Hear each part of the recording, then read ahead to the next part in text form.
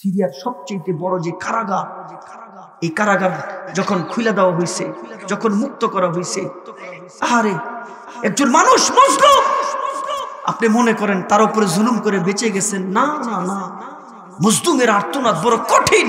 মজলুমের আর্তনাদ আল্লাহর সাথে, মজলুমের সাথে কোনো পর্দা থাকে না, সরাসরি ওখানে চলে যায়।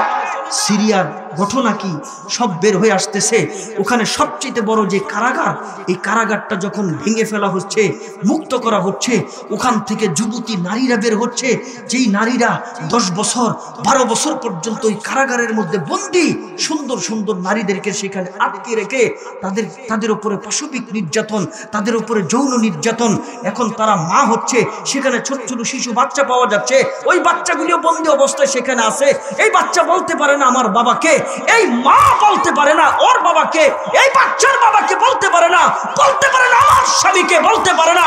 ওদেরকে 10 বছর, ওদেরকে 12 বছর নির্যাতন করে করে পাশবিক নির্যাতন করেছে। এই মা যখন আর্তনাদ করেছে, পৃথিবীর মানুষের কান পর্যন্ত আর্তনাদ পৌঁছে নাই, এই শিশু বাচ্চাদের আর্তনাদ পৃথিবীর কান পর্যন্ত পৌঁছে নাই। ওরা বলেছে আল্লাহ, ছোট্ট বাচ্চারা যখন বড় হয়, বাবার হাত ধরে বাজারে যায়, বাবার হাত ধরে হাটে যায়, বাবার হাত ধরে বাজারে যায়, বাবার হাত ধরে কত জায়গায় যায়, বাবার কাঁধে চলে চলে শিশু বাচ্চা আনন্দ উল্লাস করে। আমি জন্মের পর থেকে আমি বলতে পারি না আমার বাবাকে, আমি জন্মের পর থেকে আমি বন্দী। আমার অপরাধ শুধু একটাই, আমি মুসলমান। আমি মুসলমান হওয়ার কারণে আমাকে 4 দেয়ালের মধ্যে বন্দী করে রাখছে। ওই হায়নারা আমার মার উপরে পাশবিক নির্যাতন চালাচ্ছে।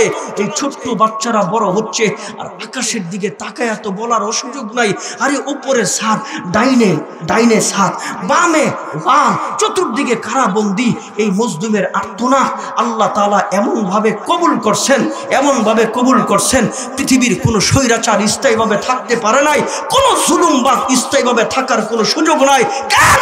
আল্লাহ বলেন ওয়ামা কারু ওয়ামা কারাল্লাহ ওয়াল্লাহু খায়রুল মাকিরিন। আরে শোনো শোনো, আমি আল্লাহ এমন শক্তিশালী, যতই ষড়যন্ত্র করো না কেন, আমি আল্লাহ যা বলবে এটাই হবে।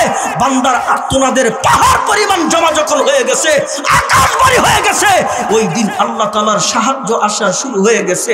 আমার আল্লাহকে বান্দা, এখন আর তোর কোনো ভয় নাই, আমি আল্লাহ আছি। ওই সিরিয়াতে ছোট্ট বাচ্চা আকাশের দিকে তাকিয়ে বিচার দিয়েছিলেন আল্লাহ পাকের কাছে, ও আল্লাহ, পৃথিবীর কোনো মুসলিম আমার ভাষা শুনবে না, পৃথিবীর কোনো মুমিন আমার কথা শুনবে না। আল্লাহ, আমি জানি তোমার আদালত বড়, আমি জানি তোমার দুয়ার বড়। আল্লাহ, তোমার কাছে বিচার দিয়ে রাখলাম। ওই মেয়ের আর্তনাদ বুঝি আল্লাহ কবুল করে ফেলাইছে, ওই শিশু বাচ্চাদের আর্তনাদ বুঝি আল্লাহ কবুল করে ফেলাইছে, আমার মা আমার বোনদের আর্তনাদ বুঝি আল্লাহ কবুল করে ফেলাইছে। এই জন্য সিরিয়া মুক্ত হয়ে গেছে, দামেস্ক শহর মুক্ত হয়ে গেছে, আমার বাংলা মুক্ত হয়ে গেছে। আমরা দেখতে পাচ্ছি গোটা পৃথিবীতে ইসলামের জয় জয়কার। এক যুবক, তোর কাছে আমি জানতে চাই, অবৃদ্ধ বাবার আপনাদের কাছে জানতে চাই, আমার বাংলাদেশে যদি ইসলামী হুকুমত কায়েম করার জন্য একটা ফোঁটা ঘামের প্রয়োজন যদি হয়, একটা ফোঁটা রক্তের প্রয়োজন যদি হয়, আরে আস্তে আস্তে যদি জীবন দিতে হয়, আমি আপনাদেরকে জিজ্ঞেস করতে চাই, আমার বাংলাদেশে ইসলামী হুকুমত কায়েম করার জন্য কারা কারা গাম দিবেন, কারা কারা রক্ত দিবেন, কারা কারা জীবন দিবেন? একটু আল্লাহ দেখা যায়।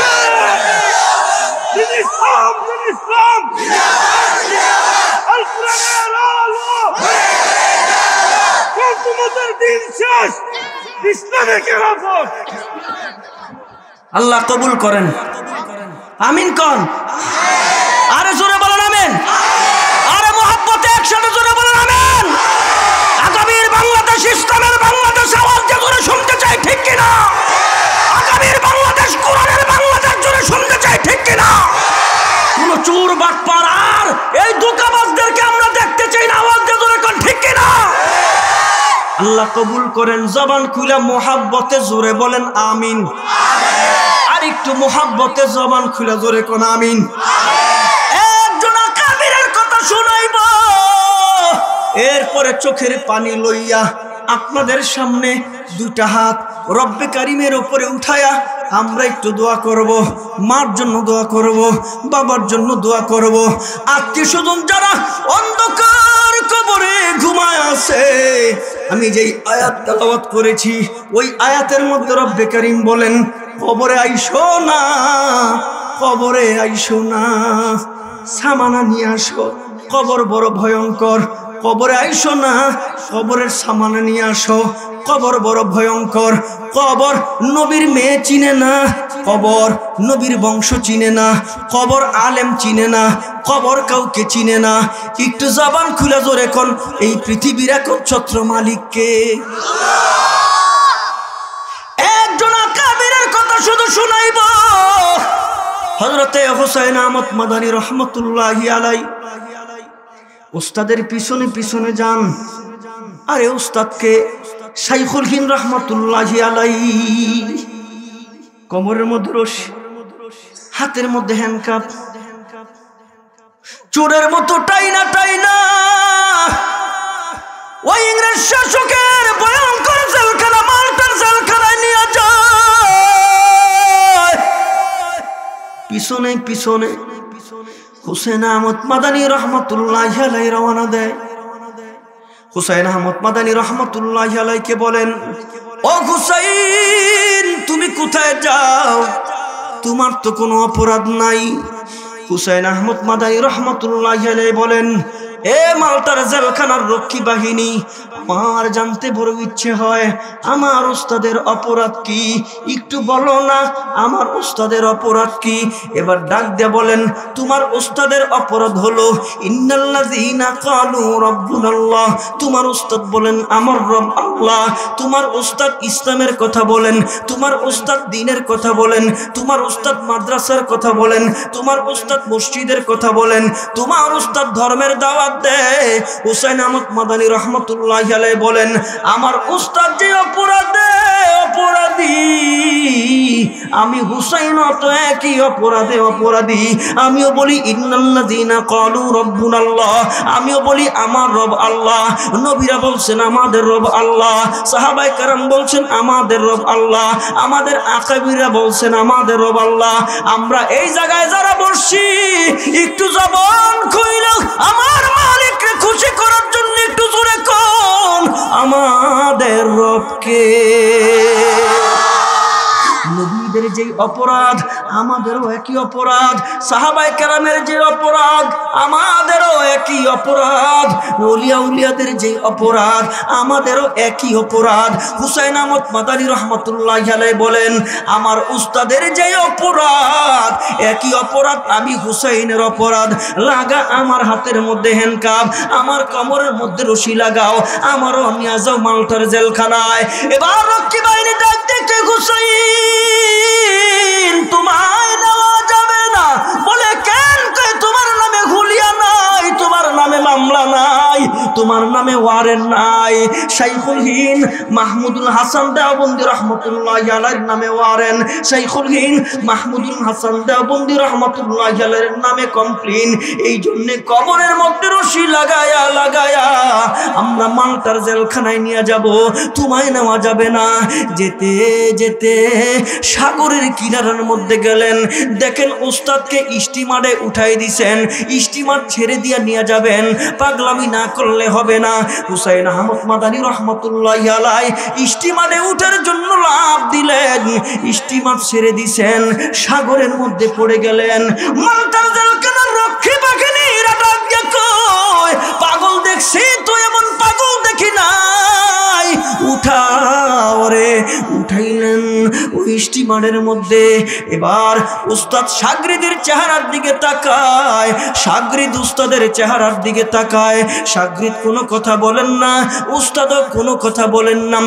গেলেন জেলখানায়। জেলখানায় যাওয়ার সঙ্গে সঙ্গে হুসাইন আহমদ মাদানী রহমতুল্লাহি আলাইহি তাকায় তাকায় দেখেন উস্তাদের চেহারাটা বড় মলিন, উস্তাদের চেহারার মধ্যে কেমন পেরেশানির ছাপ। হুসাইন আহমদ মাদানী বলেন, হুজুর কি পেরেশানি? বাড়ির কথা মনে হইছে? বলে না। ছেলে মেয়ের কথা মনে হইছে? বলে না। ব্যবসা বাণিজ্যের কথা মনে হইছে? বলে না। তাহলে আপনার চেহারার মধ্যে এমন পেরেশানির ছাপ কেন?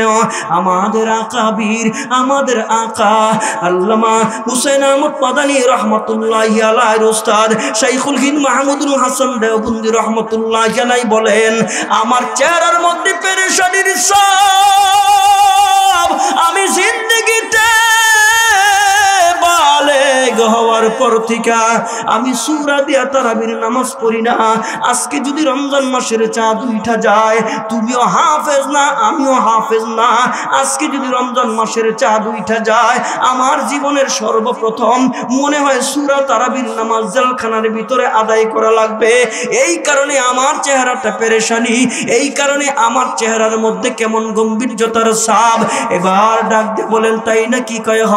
আরে মাগরিবের নামাজ আদায় হয়ে গেলেন, এশার নামাজ জামাতে পড়লেন, 2 রাকাত সুন্নত পড়লেন। 2 রাকাত সুন্নত পড়ার পরে হুসাইন আহমদ মাদানী রহমাতুল্লাহি আলাইহি কয়, হুজুর পিছনে আসেন। বলে কেন? আমি তারাবির নামাজ পড়াইবো। ও হুসাইন, তুমি তারাবির নামাজ কেমনে পড়াইবা?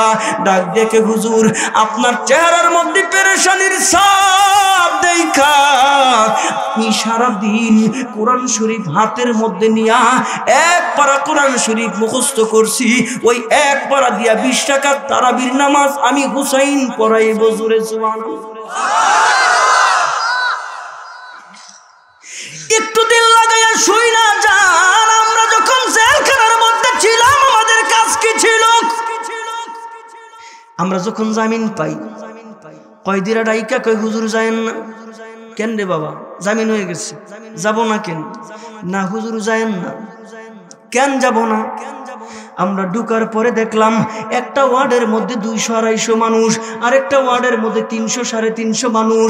আমরা ঢুকার পরে দেখলাম এই 200-250-300-350 মানুষ থেকে মাত্র 10-12 জন নামাজি, বাকি সব বেনামাজি। কিন্তু আমাদের এই 1-1.5 বছরের জেল জীবনে, 2 বছর 2.5 বছরের জেল জীবনে আমরা যখন বের হয়ে আসি, তখন তাকাইয়া দেখি মাত্র হাতে গোনা 2-1 জন বেনামাজি, বাকি সব নামাজি। আলেমরা জেলখানায় গেলেও লাভ, জোরে কোন ঠিক কিনা? হায় হায়। ডাক দেখে, হুজুর যায়েন না। কেন যাবো না? হেনে তো মোবাইল নাই, হেনে তো রাজনীতি নেই, হেনে তো বাপ মা নেই, হেনে তো বউ বিড়ি নেই, কোনো কাম তো নাই। হেনে কি করছি আমরা? একটা ওয়ার্ডের মধ্যে 5 জন কোরআনের হাফেজ, একটা ওয়ার্ডের মধ্যে 10 জন বড় বড় মুফতি, একটা ওয়ার্ডের মধ্যে 2-3 জন বড় বড় আলেম। গুরু বাইদা বাইদা কোরআন শরীফ শিখাইছি। কায়দা শেষ করে কেউ কেউ আমপারা নিয়ে, কেউ কেউ 10 পারা শেষ করছে, কেউ আবার 12 পারা শেষ করছে, কেউ আবার 25 পারা শেষ করছে, কেউ 27 পারা শেষ করছে, কেউ 28-29 পারা শেষ করছে, কেউ এই 28-29 পারা ওলার ডাক দেখে, হুজুর যায়েন না। বলে কেন? আমগো মাত্র 1 পারা আছে, একটু খতমটা দিয়া যান। যতই চেষ্টা করা হোক এই দেশের আলেমদেরকে জনগণ থেকে বিচ্ছিন্ন করা, জোরে শুনতে চাই, যাবে? কেমনে সম্ভব? কেমনে বুঝান? সম্ভব না। তোর অ্যাটম বোমা আছে, তোর পারমাণবিক শক্তি আছে, কিন্তু আমাগো কাছে যেটা সেটা তো তোর কাছে নাই। আওয়াজ দিয়ে জোরে শুনতে চাই, ঠিক? আহারে মুসলমান, আমরা বের হওয়ার সময় কান্নার রোল পড়ে গেছে, কান্নার রোল। মামুনুল হক রে কত চেষ্টা করছে, আলেম ওলামাদেরকে কত চেষ্টা করছে জাতির সামনে লজ্জিত করার জন্য। সকলে একসাথে জোরে কোন ইজ্জত দেওয়ার মালিক কে? ইব্রাহিম নবীর আগুনে ফেলাইবা, আপত্তি তো নাই। কত নবীরে করাত দিয়া মাথা থেকে পা পর্যন্ত দ্বিখণ্ডিত করছে, আপত্তি তো নাই। ইসলামের জন্য, দ্বীনের জন্য জীবন দিবে, শহীদ হবে, এটা একটা স্বাভাবিক প্রক্রিয়া। ইব্রাহিম নবীর আগুনে ফেলাইবে, এটা একটা স্বাভাবিক প্রক্রিয়া। কিন্তু ইব্রাহিম নবীর এত বড় পুরস্কারের ঘোষণাটা আল্লাহ কেন দিলেন? কি পুরস্কারের ঘোষণা? বাবার সামনে, আত্মীয় স্বজনের সামনে, লক্ষ লক্ষ মানুষের সামনে ইব্রাহিম নবীর আগুনে নিক্ষেপ করার আগে জামা কাপড়গুলি খুলতেছে। আল্লাহর পয়গম্বর জামা কাপড়গুলি খুইলা উলঙ্গ কইরা এরপরে আগুনে ফেলাইব।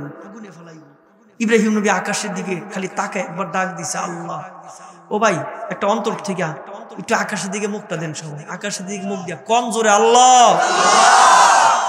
ওইটাই আসল শক্তি, ওইটাই আসল শক্তি। আমাকে কোনো কিচ্ছু নাই, কিচ্ছু নাই, আমাকে কিচ্ছু নাই। কি আছে আমাদের মিয়া? কিচ্ছু নাই। এই ডাকটা যদি অন্তর থেকে হয়, আমার রব কি বলেন? ওয়ালা তাহিনু ওয়ালা তাহজানু ওয়া আনতুম আ'লাউনা ইন কুনতুম মুমিনিন। আমি আল্লাহ তোমাদের বিজয় দিব। আওয়াজ দিয়ে জোরে কোন বিজয় দেওয়ার মালিক কে? মুতার যুদ্ধের সাথে সাথে আবার নবী ঘোষণা দিলে আবার যুদ্ধ। সাহাবীরা কো নবী পাও নাই, হাত নাই, ঠ্যাং নাই, অসুস্থ, বিছানায়। নবী এই জখম নিয়ে যুদ্ধে কেমনে যাইব? আমার নবীকে কোনো কথা শুনতে চাই না, যুদ্ধে যেতে হবে। নবীর ঘোষণা, যুদ্ধে তো রওনা হয়ে গেছে, যুদ্ধে তো গেছে। আমার নবী সবাই ডাক দিচ্ছেন, এই সাহাবীরা কই কি? ডাক দিয়ে বলে প্রতি 10 জনে একটা করে চুলা জ্বালাইবে, এই একটা মানুষ উঠবেন না। কি কি লিগা? মানে আমার কথা শুনতো না, আপনার কথা শুনবো। একটা মানুষ যদি উঠেন আমি অশেষ করে দেব। মানে একটা মানুষ উঠবেন মানে আমার কবেন হুজুর আপনার ওয়াজ ভালো লাগে না, জানগা আপনি, আমি যাবো, অসুবিধা কি? কি ভালো লাগতেছে আমি বুঝতেছি। পেশাব এমন একটা রোগ, এটা মনে করলে ঠেলা মারে। পেশাব লই 1 ঘন্টা বইয়া থাকুন। একান্ত যারা মুরব্বী আছেন, ডায়াবেটিসের রোগী, একটু ঠেলা মেলা দিলে কইয়া যায়। একটা মানুষ উঠবেন না, রাজি আছেন? সকলে জোরে কোন ইনশাআল্লাহ। আল্লাহ কবুল করেন, সবাই জোরে বলেন আমিন। এই একসাথে সবাই জোরে বলেন আমিন। রসুলে খুদা কি হোনাইতাম আপনার বুঝবেন? रसूल खुदा की गुलामी में क्या है, जरा तुम गुलामी में आकर तू देखो, गुलामी ये है बादशाही से बेहतर, इधर आओ किस्मतो जगा कर तू देखो। फजीलत बरी दरे मुस्तफा की बरसती है वो सूद बरहमत खुदा की,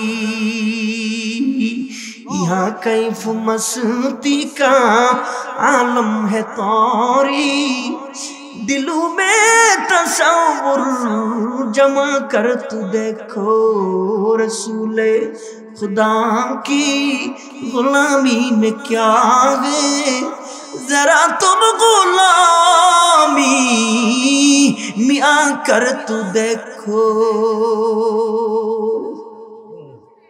मोहब्बत का दावा तू आसाग करना है मुश्किल मगर नौमा उल्फत में मरना, हुसैन बिन हैदर की मानंद यारो, हुसैन बिन हैदर की मानंद यारो, मोहब्बत में सर को कटा कर तू देखो, रसूल खुदा की गुलामी में क्या है, जरा तुम गुलामी में आकर तू देखो, गुलामी है बादशाही से बेहतर, इधर आओ किस्मत जगा कर तू देखो। জীবনের সর্বোচ্চ শক্তি দিয়া একবার জবান খুলা জোরে কোন আল্লাহু আকবার। আহারে মুসলমান, হাই হাই রে মুসলমান। বন্ধুগণ আমার, আমাদের আকাবির ইসলামের জন্য জীবন দিয়েছে, রক্ত দিয়েছে। এই কারণে আপনার মাথায় টুপি, আমার মাথায় টুপি। এই কারণে বাংলাদেশের এত সুন্দর পরিবেশ। আকাবিররা রক্ত জীবন না দিলে ইসলাম আমরা পাইতাম না, মাথায় টুপি আমাদের থাকতো না, মসজিদ মাদ্রাসা এত সহজে বানাইতে পারতাম না। একটু আওয়াজ দিয়ে জবান খুলে জোরে কোন ঠিক কিনা? পরের দিন আবার এক পারা কোরআন শরীফের হাফেজ, এরপরের দিন আবার এক পারা কোরআন শরীফের হাফেজ, এরপরের দিন এক পারা কোরআন শরীফের হাফেজ। 30 দিনে 30 পারা কোরআন শরীফের হাফেজ হুসাইন আহমদ মাদানী রহমতুল্লাহি আলাইহি। জোরে কোন সুবহানাল্লাহ। আজ থেকে 11 দিন আগে সোশ্যাল মিডিয়াতে ভাইরাল, আমার বাংলাদেশের 8 বছরের একটা বাচ্চা 49 দিনে পুরা 30 পারা কোরআন শরীফ মুখস্থ করে নিয়েছে। এই দেশ থেকে ইসলাম বিতাড়িত করবো কেমনে? সম্ভব? কেমনে? রাস্তা তো দেখি না। হায় হায় হায়, আমার ছেলেরা, আমার দেশের ছোট্ট ছোট্ট বাচ্চারা গোটা পৃথিবীতে যায় কি কথা না, আমি বাংলাদেশি। ছোট বাচ্চারা, তুই বাংলাদেশে কি কয় আর প্রতিযোগিতা দে, 103টা রাষ্ট্রে প্রতিযোগিতা দিয়ে আমার বাংলাদেশে 1 নাম্বার। জোরে কোন মারা। খুশি না বেজার? কই ক্রিকেট দিয়ে তো বিশ্বকাপ আনতালি না, কো কাপকু না নেত্রকোনা দিয়ে গেছে কা কো, এটা কো কি পরিমাণ টাকা খরচ করি আমরা এগো পিছে, ফুটবলের পিছে কি পরিমাণ টাকা খরচ করি। এদেশের মসজিদ মাদ্রাসা হাফেজগো পিছনে সরকার কয় টাকা খরচ করে? কয় টাকা? 1 টাকাও না। জনগণের টাকা দিয়ে আমরা কোরআনের হাফেজ বানাই, আর আপনাদের টাকার সুফল হইল আমার দেশের ছোট্ট ছোট্ট বাচ্চারা সারা পৃথিবীরে কয় ক্রিকেট দিয়ে ফুটবল দিয়ে পারি নাই, তোমরা আমগুলোকে কোরআন দিয়ে পারতা না। জোরে কোন ঠিক কিনা? হায় হায় মুসলমান। এই জেল জীবনে হুসাইন আহমদ মাদানী রহমতুল্লাহি আলাইহির কাছে 4টা চিঠি আইছে। ঘুমায় না থাকলে জোরে কোন চিঠি কয়টা আইছে? 4টা চিঠি আইছে।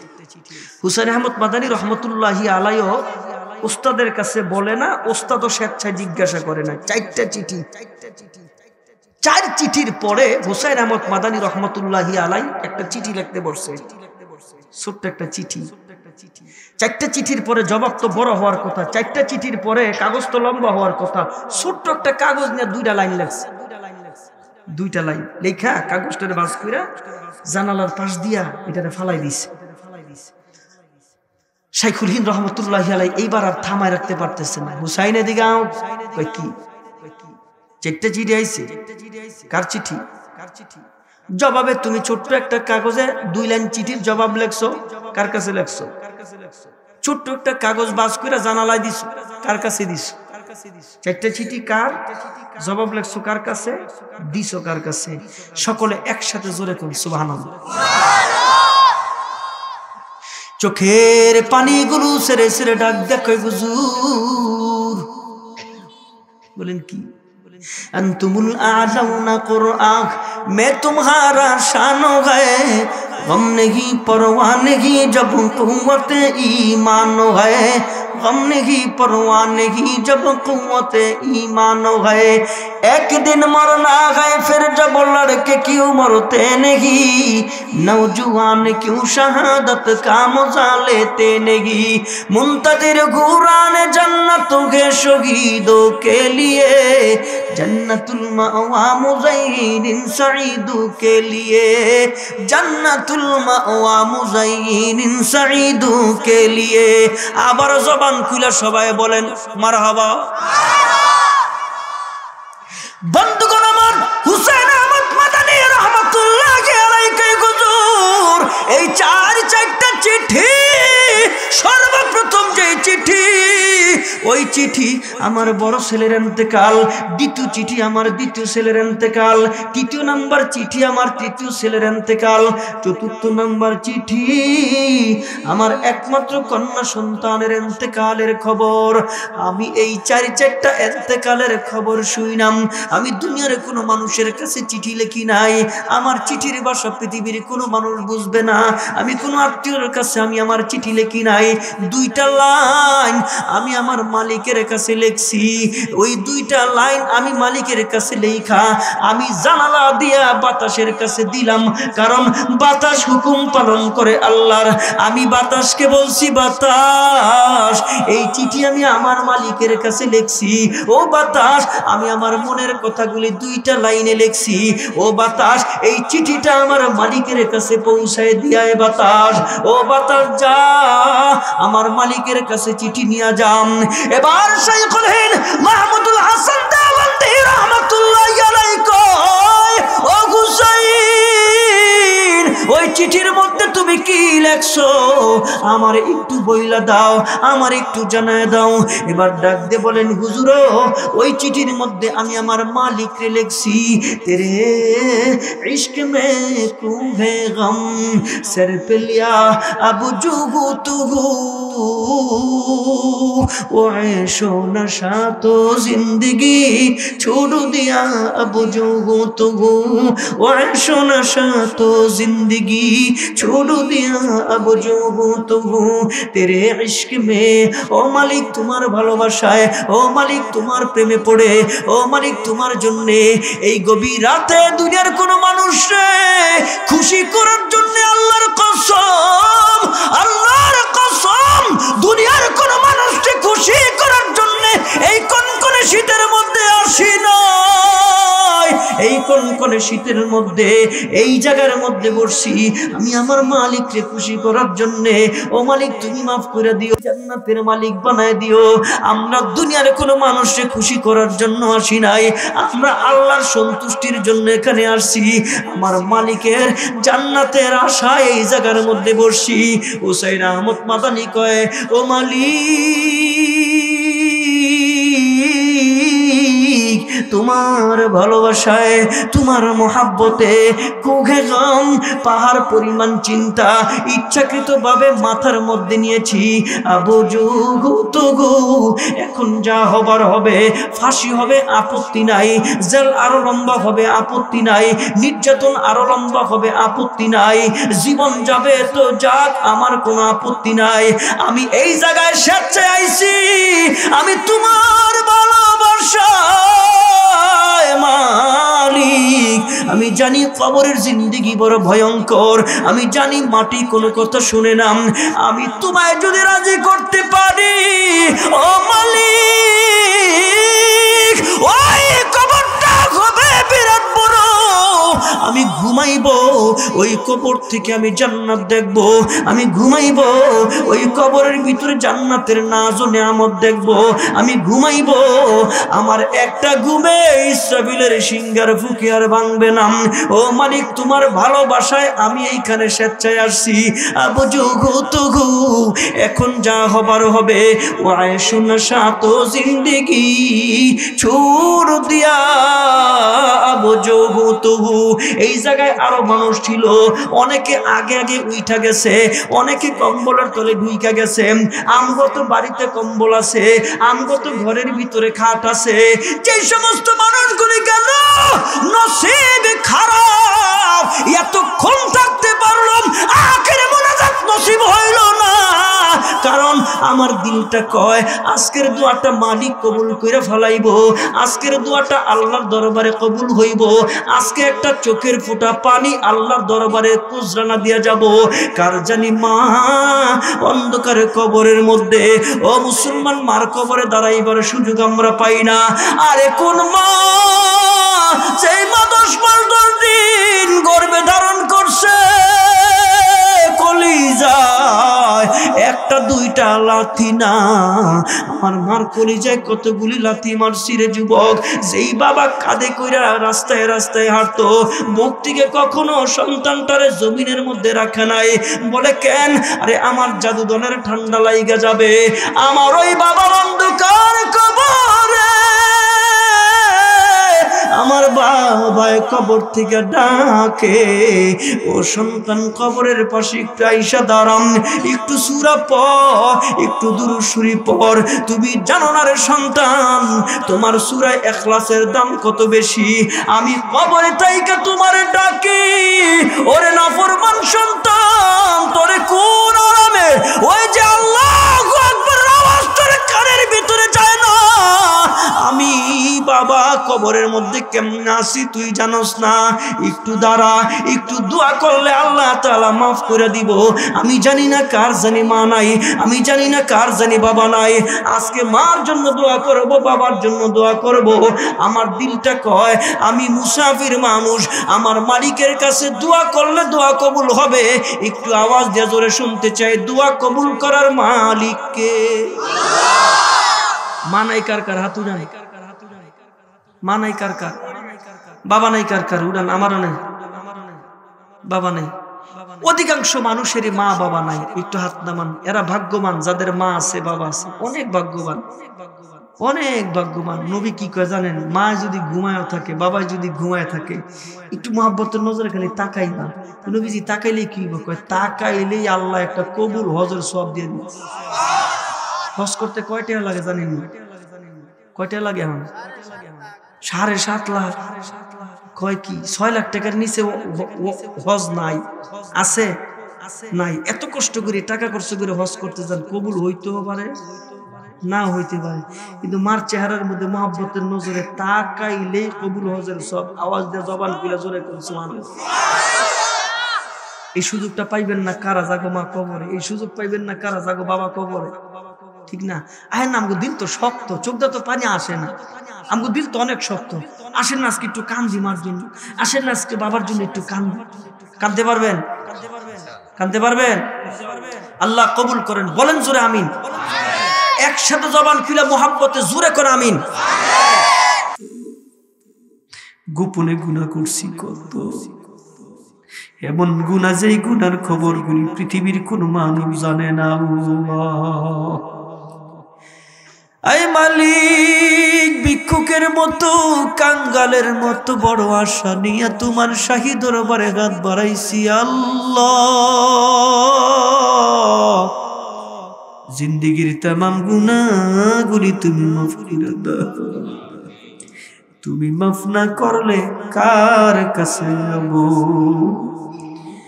না জানি গো মালিক, কে জানি আমার মতন বাবার লাশটা কাঁধে করে গুরুস্থানে নিয়ে গেছে আল্লাহ। কে জানি আমার মতন বাবার কবরে নামছে আল্লাহ। কে জানি গো মার লাশটা নিয়ে কবরে নামছে। মা বাবার দাফন করার পর সন্তান যখন কবর থেকে লাফ দিয়া উঠছে, না জানি জনম দুঃখিনী মা, না জানি বাবায় কত জোরে চিৎকার দিয়া কইছে জাদু ধর, এই ঠান্ডা কবরে একলা একলা কেমনে থাকবো রে জাদু ধর। রব্বুল আলামিন, এত শীত, এত ঠান্ডা, একটা বিছানা নাই, একটা বাতি নাই। ও মালিক,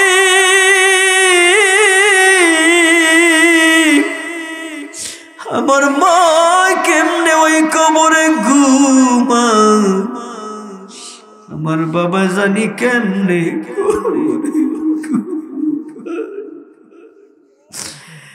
মালিক তুমি ছাড়া আমাদের কেউ নাই আল্লাহ। মার কবরটা জান্নাতের বাগান বানায়, বাবার কবরটা জান্নাতের বাগান বানায়। রব্বুল আলামিন আল্লাহ, বড় ভালো লাগছে আমার সঙ্গে শেষ পর্যন্ত যে মানুষগুলি ভিক্ষুকের মতো কাঙ্গালের মতো দুইটা হাত বিছাই দিছে। আল্লাহ একটু রহমতের নজর দিয়ে তাকায়া দেখো, আমগো খালি হাতে ফেরত দিও না, আমগো মাফ করে দাও, আমাদের মাফ করে দাও। আয় আল্লাহ, মাদ্রাসাটা তুমি কিয়ামত পর্যন্ত কবুল করে নাও। একটা ছাত্রের মাথার উপরে পাগড়ি দেওয়া হইল, আল্লাহ তুমি কবুল করে নাও।